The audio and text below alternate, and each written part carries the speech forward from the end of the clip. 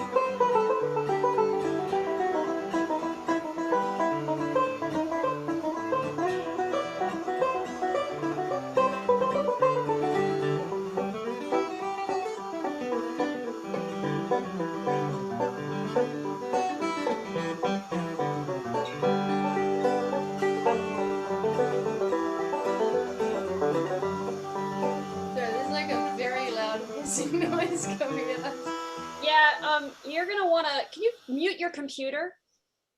Yeah. There you go. There you go. Now just. Oh no, that's. Oh no, that didn't work. Could you? Wait. So you can't hear us, right? If I mute. Well, if you mute your, so what's happening is that it's coming out of your computer speakers and then it's going into the microphone and it's Right. So if you stop being able to hear, if you stop being able to hear us, if the speakers on your computer turn off. Oh, maybe if I do that, can you guys still hear me now? Yeah. Yes. Oh, okay. So I'm such an idiot with all this stuff. All right, we'll just play a little bit more of that tune since it probably sounded really bad.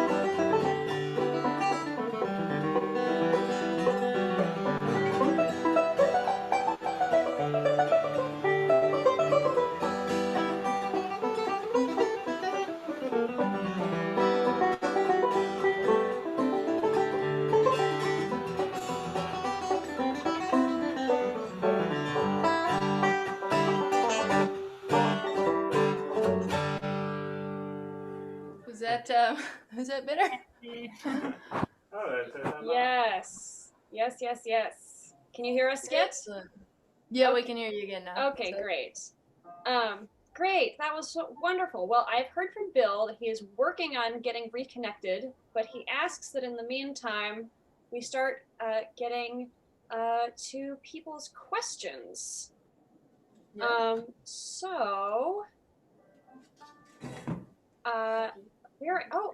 I see Bill has returned. Excellente. Bill has returned. Let's see. Can we see him? Well, his chair is there. That counts for something. Oh no. It's all good. Everything is fine. There he is. Hey. You're muted, Bill. Hi, everybody. What did I miss? BB, were you about to play something? We played and we had a couple of attempts at it because we had some technical issues. Oh my gosh. Okay, well, I'm back. Gosh, we've had terrible internet problems out here in the country. Let's see if this will go to the end here. So it's my turn to play. Is that what we're saying? Yes. Okay.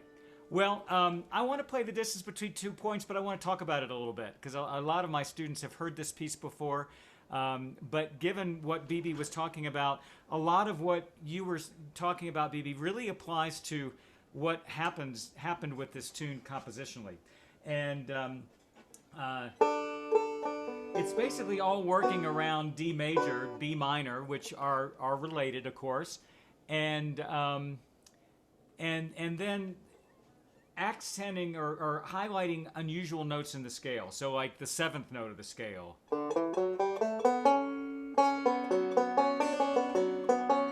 Which, can be either a D major 7 or it could be kind of a B minor with the diminished fifth, that idea.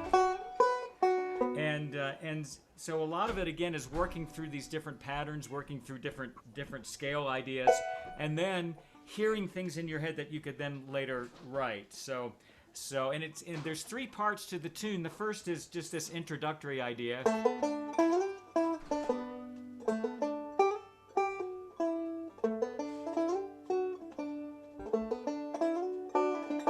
And then there's sort of a bridge section.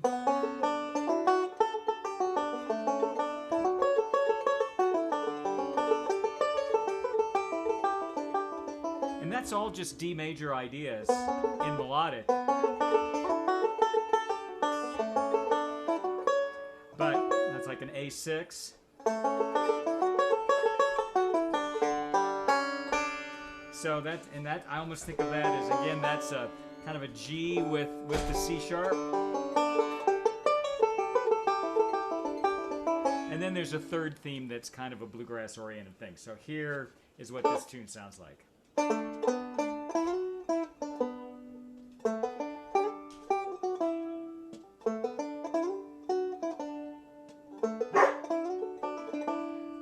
I have an accompanist with me.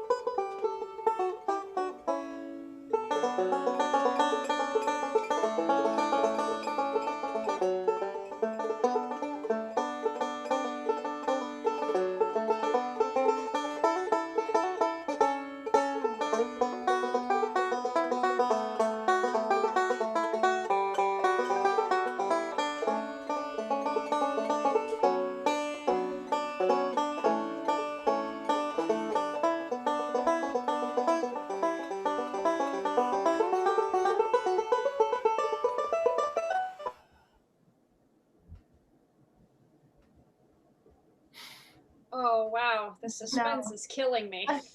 That was just at the height of the tune ending. Oh man, the suspense. Oh, okay.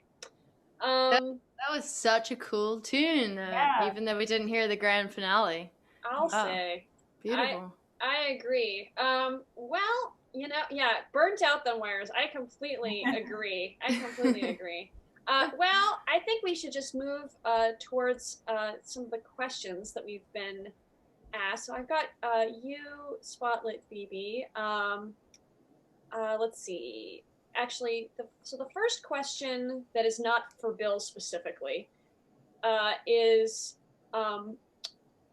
what other instruments do each of you play, and how has your knowledge of other instruments influenced your approach to banjo? I don't know which of you would prefer to answer that first.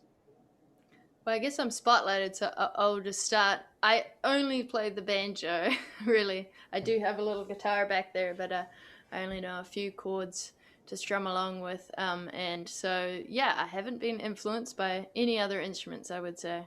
Actually, I've been influenced in that since I don't play other instruments, the banjo feels normal to me. And I get that when I get guitar students that are trying to shift to banjo, they're like, it doesn't make any sense. It's so weird. So I guess in a way I'm influenced because the banjo doesn't really feel weird. Yeah. How about you, Allison? Yeah, I only really play banjo as well. I started on guitar, but stopped pretty much playing altogether when I picked up the banjo. And, every once in a while at a party, I'll play Angeline the Baker on the fiddle, but that's about it. But I definitely am super like influenced by other instruments in the sense that like I love listening to like guitar and fiddle to get ideas for banjo.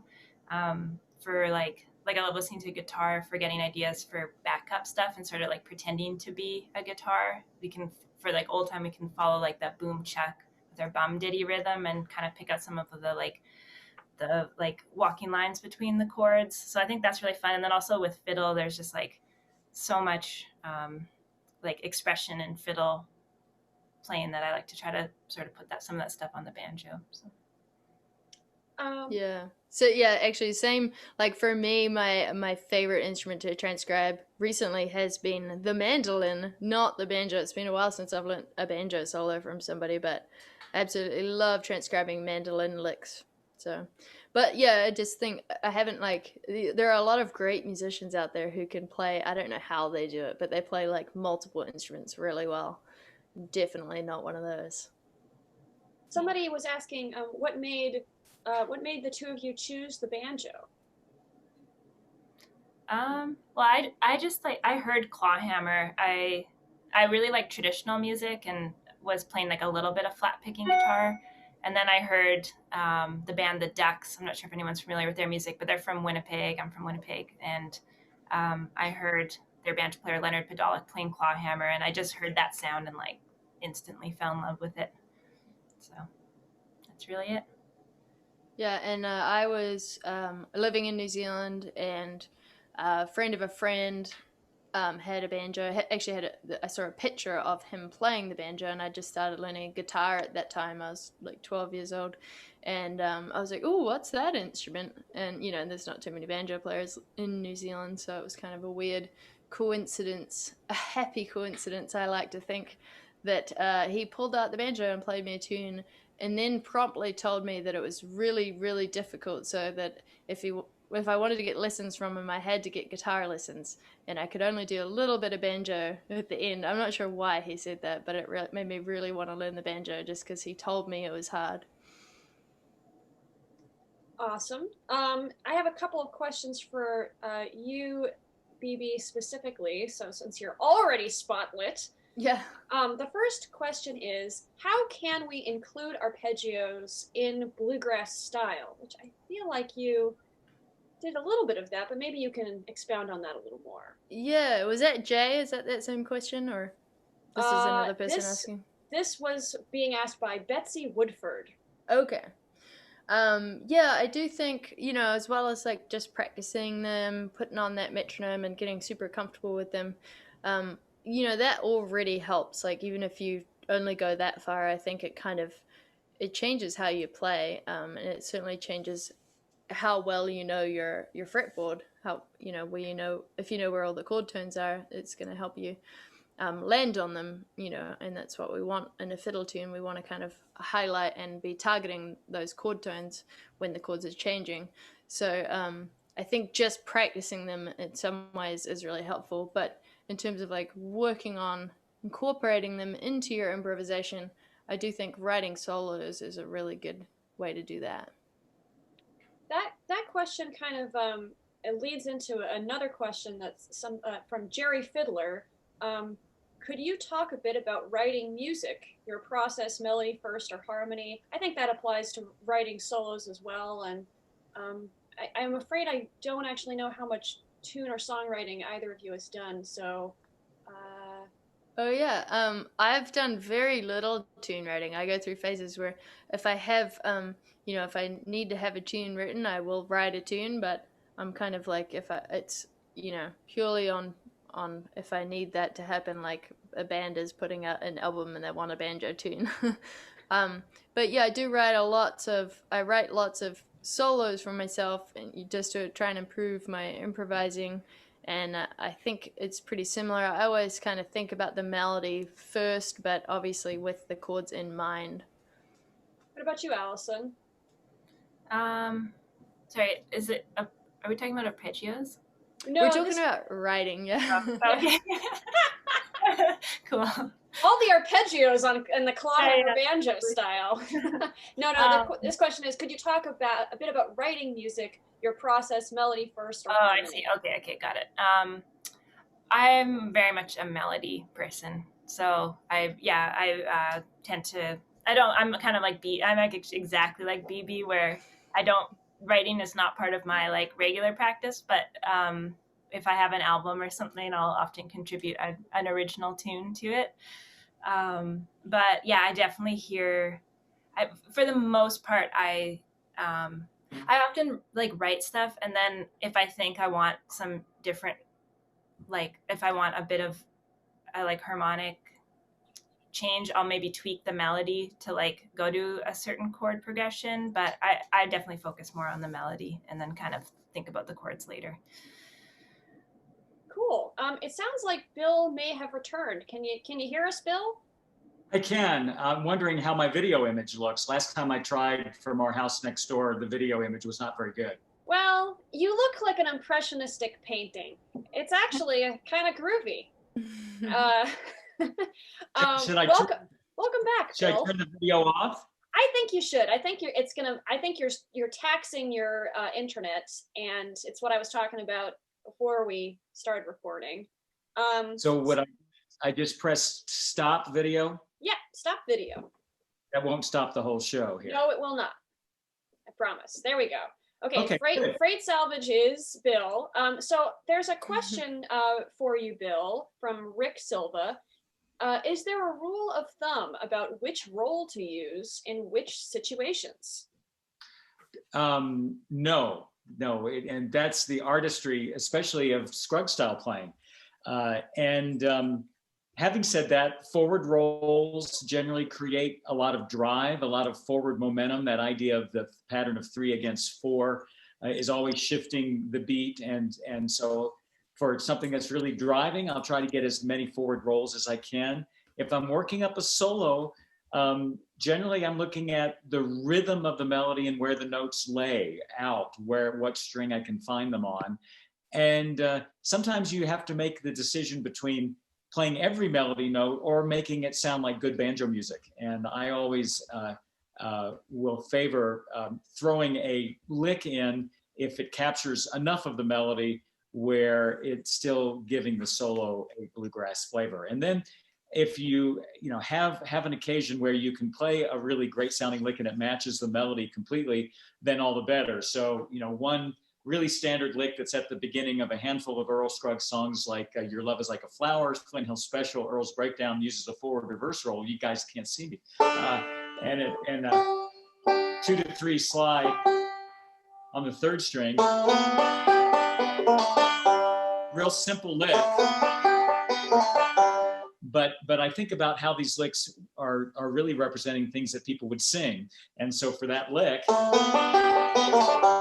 I'm thinking, And so anytime that comes up in a melody, lost all my money, but and I can play it again. $2 bill, boys, $2 bill. Lost all my money, but So if you've got that happening, then that's the best of both worlds. So there's a lot of freedom in it. Ralph Stanley used almost all forward rolls, as did Don Reno when he was playing solos to bluegrass songs. Earl used more of a variety of roles, though, and then J.D. Crowe, Sonny Osborne, inherited that tradition. That's the long answer. Awesome. Thank you, Bill. Okay, we're gonna make a hard left turn to a question from Sherry. Do most clawhammer players use an open back banjo? Can you recommend one? Oh, all right. Well, I would say a lot of old-time players use open back banjos, but I was teaching Matoki Slaughter stuff today and played a Matoki Slaughter tune. She played a resonator banjo. I love the sound of clawhammer on a resonator banjo. It's super bright, and I think sometimes we get caught in these like rules that we make up about things. This is old time, this is bluegrass, and we kind of draw these really kind of definite lines in the sand. And I think that it's the same, with old time banjo. There's so many different styles of old time there's like, claw hammer, there's 3-finger, there's thumb lead, there's index lead, there's combinations of everything. And I think that's, same with like types of banjos too. So I think that's sort of like, more of a kind of sort of rule about that. And I like the way it sounds on a resonator banjo. I'm in the market for a resonator banjo, but that being said, if you're playing clawhammer, it's probably nice to have both. So I really like, it just depends on price range, but I think the Enoch Tradesman banjos are really solid banjos for an affordable price. I think they're kind of about $1,500. They're in there. And then it kind of gets up to more about the 3,000 range. There is stuff in between, but that's definitely like a big price difference. So it just depends on what your price limit is. But for like a mid-range banjo, I think the Enoch Tradesman is super solid. I haven't played a bad one. I've played a bunch of them. So. There's actually another question about suggestions for a newbie that only owns a banjo, ukulele, books, video, places to purchase a real banjo. I think maybe. BB, do you have any insight on this topic of types of banjos to purchase? I have small insight, but I bet Bill will probably have larger insight. Well, yeah, here, let me... Is he here too? Sure, yeah, he's here too. I guess I can't spotlight him anymore. It'll just be this black screen that says Freight and Salvage. It's cool. Well, you know what? I guess maybe I'll be on the screen while you're talking. That'll be hilarious. That's good. Here you go. A big hand for Allegra Thompson, by the way, for keeping everything going today. Yes, indeed. I'm not sure that is the person specifying an open back or no, they just say any suggestions for a newbie that only owns a banjo, ukulele, books, videos. I imagine that your banjo playing for dummies is a good banjo. Yeah, Banjo for Dummies is a good guide to. There's also chapters on selecting an instrument. I'm going to bet that maybe a banjo uke person might be an old-time musician, but maybe that's an overgeneralization. Elderly Instruments in Lansing, Michigan is a great place to get all kinds of instruments, elderly.com. Depending upon the style that you wanted to play, there are lots of books, lots of videos, lots of online lessons. I think that for an adult, which is most of us here are adults, we don't have the patience to search out free YouTube videos, but we'd like something that takes us from point A to point B to point C.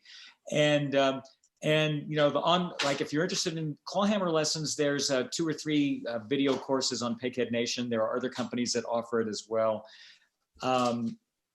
Homespun Music Instruction has got a lot of great video products. I think in this day and age, watching somebody play is just so valuable, and it's so easy to do that these days.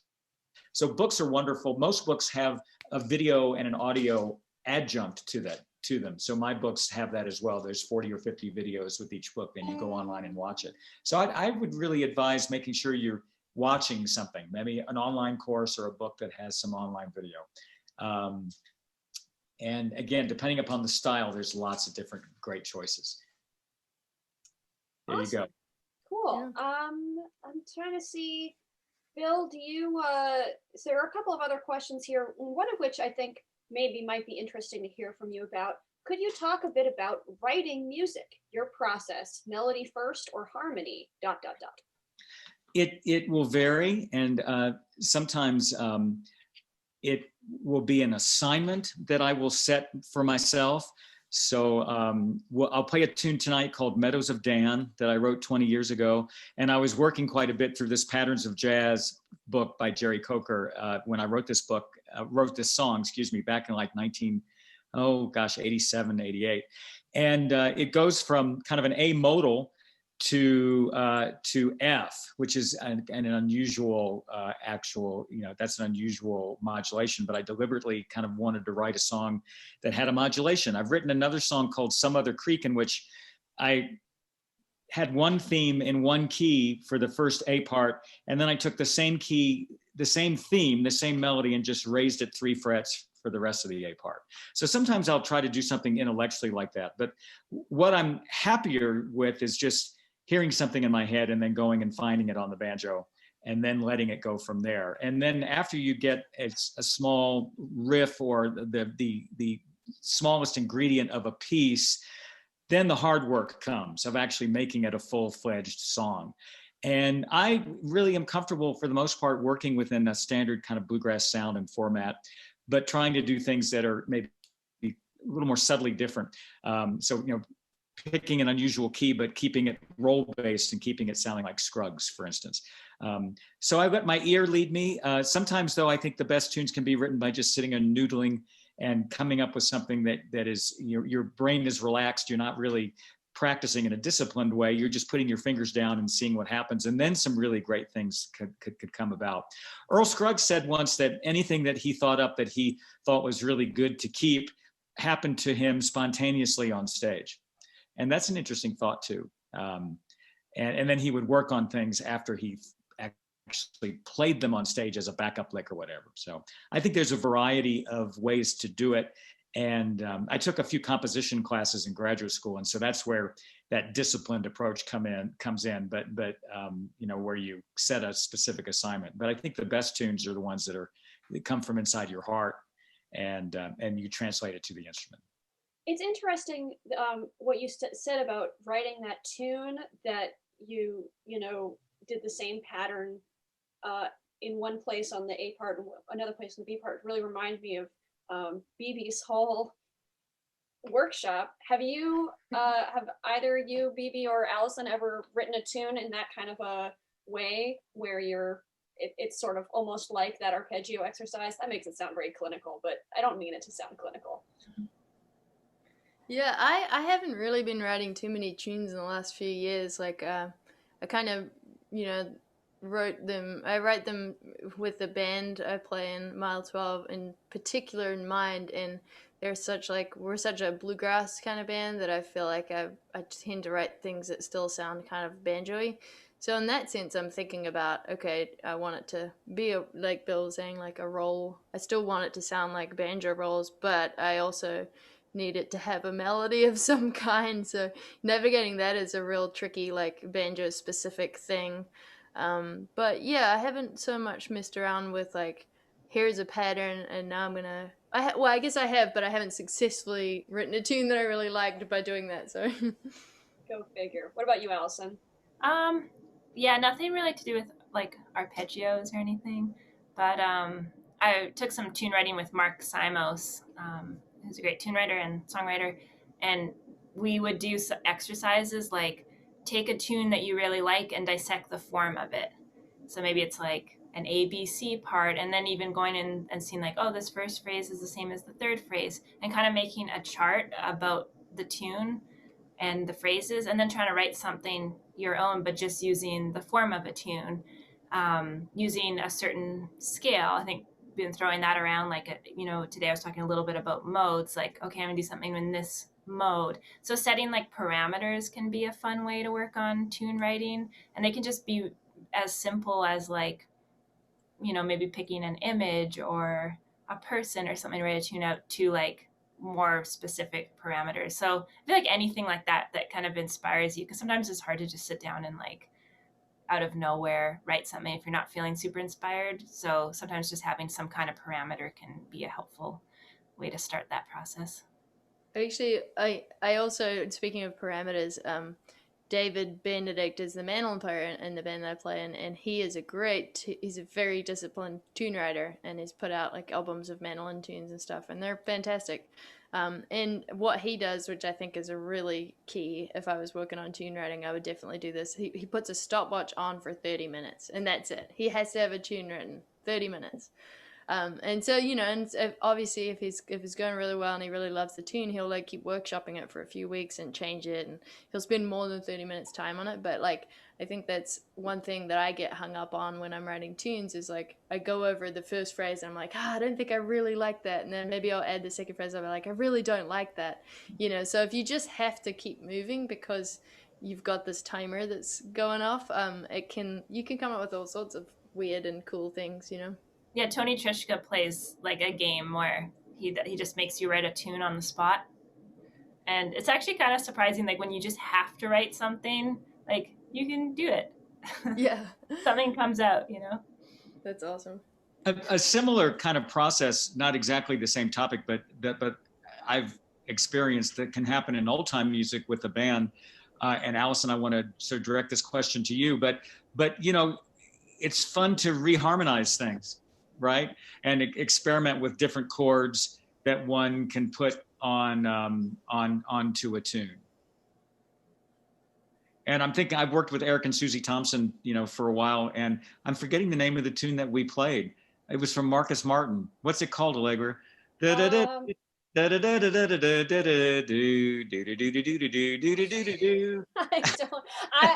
Hold on. You know how you can tell one tune from the other, is by the title. Yeah.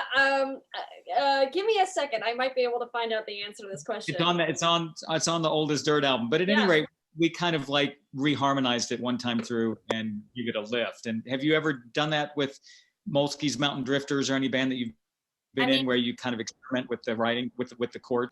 Yeah, for sure. Like Stash is like all about that. Like he has like guitar tutorials about like reharmonization, and he's like super creative and definitely goes outside of like a lot of chords, like the way that I think about chords.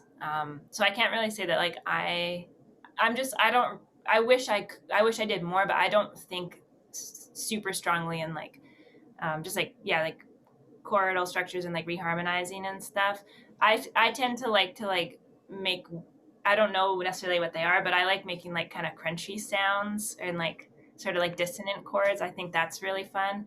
But I think other people that I'm in bands with who are playing guitar and actually Bruce has a really great ear for like reharmonizing stuff too. So so Molsky's Mountain Drifters, like Stash does that a lot in that band. Yeah, and the tune I was thinking of was probably Put the Kettle On, but it's Marcus Martin's version, so it's not not a standard version. So, but that can be a fun thing, and I've actually heard I've heard bluegrass bands do this too. You can go through the last time of an instrumental and just you can either add one chord, or reharmonize the whole thing and really give it a dramatically different kind of feel. So, well, very cool. Is that something that Mile 12 does, BB? Yeah, funny you should ask that. Our bass player Nate really loves to do reharmonizations to the point of us poking fun every time he suggests it now. But he's got a great brain that way, and I think being a bass player in a band does give you that different like way of thinking about the chords. Like the same way I might be thinking about how I'm rolling over things, he's kind of thinking about how he can reharmonize everything. So we definitely have parts of tunes that have reharmonizations. Cool. Anyone else got any more questions? Any more questions coming in? We've got a concert in about 40 minutes. We all have to go get ready. Yeah, that's right. You can find that on various places. There's the Freight has a page on Facebook, and there's also on YouTube, and I think there's a streaming page specifically. Yes, thank you. Look at all that, glorious. And we'll see you there. We'll be in I know I'll be in the chat, and Bill will be in the chat, and maybe some of the other folks will be in the chat too, and ask all kinds of questions. Thank you guys so much for putting this on. You got Bill and Allegra, you guys are champs. Yeah. Thank you guys so much for joining us. And don't forget, tonight in concert, we add John Bullard. There's 4 headliners, and John's set is fantastic. I think he's the best person, the best three fingers, the best classical banjo player going these days. He's thought about this stuff for so long, and there's a certain kind of technical thing that you have to, master, but he also, in terms of phrasing and thinking about how to express compositions, he's just incredible. And half of the concert, he's accompanied by a piano player, and they're playing Schumann and all kinds of stuff. So please join us for this concert. And we'll be sharing the recordings of these workshops in the future. We have to do a little bit of processing on them, but we will be sending out that info via email. Yeah, and it's my job, and I'll hopefully get those up by Monday or Tuesday. Awesome. Okay. Thanks, Thanks, everyone. everybody. Thanks so much. I'm going to stop recording now. Goodbye. Bye. Allegra will talk.